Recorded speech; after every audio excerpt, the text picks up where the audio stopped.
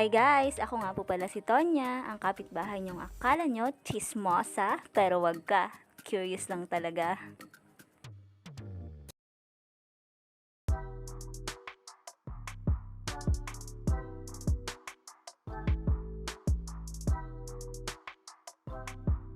Ayan, simulan na po natin. Ang kailangan lang po nating unahin ay ang ating all-purpose cream.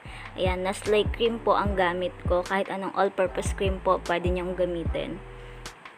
At kailangan lang po na na-chill nyo siya or na-refrigerate nyo siya overnight or at least 3 hours bago nyo siya i-mix. And kailangan lang po natin siyang i-mix hanggang sa mag-double up yung kanyang volume.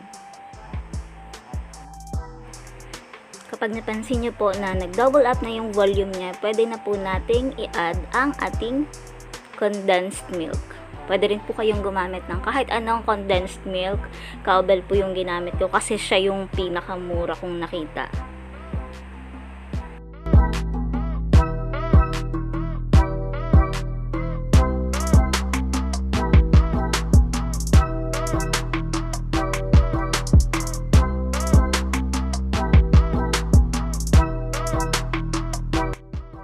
Ayan. Pag naidagdag na po natin ang ating condensed milk, pwede na po natin ulit i-mix gamit ang ating mixer hanggang sa ma-mix po natin siya ng maayos. And kapag okay na, pwede na po tayong mag-add ng ating flavor.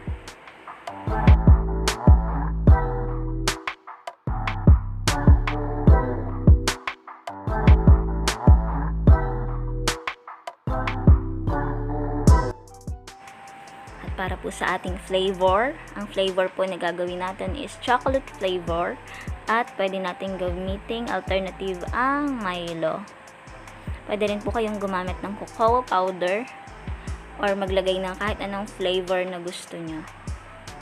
Pwede kayong maglagay ng mangga, ng kahit ano-ano pa, ng cheese, and i-mix lang natin ng maayos.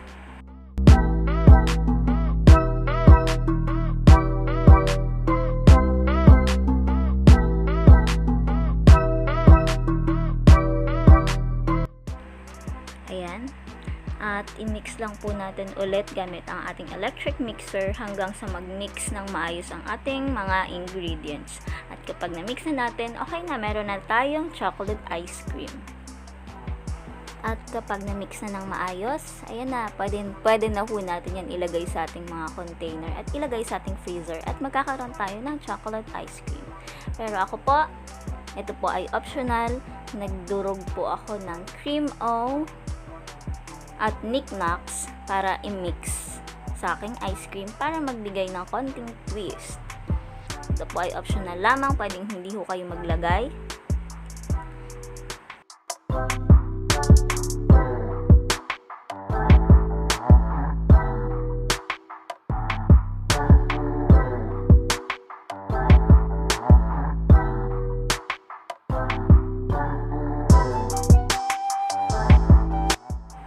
At ayan, tapos na ang ating ice cream. Nalagay ko na lang po siya sa mas maliliit na container at naglagay ako ng konti pang toppings para mas magandang tingnan.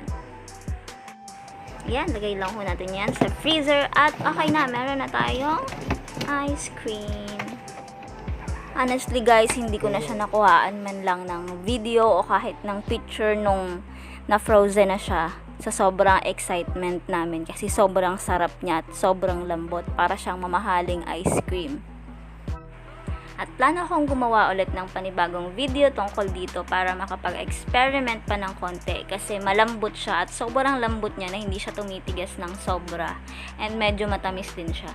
So, kung nagustuhan mo tong video na to, syempre i-like mo and please subscribe na rin sa channel ko and hit mo na rin yung notification bell para masubaybayin na pa yung mga susunod kong video.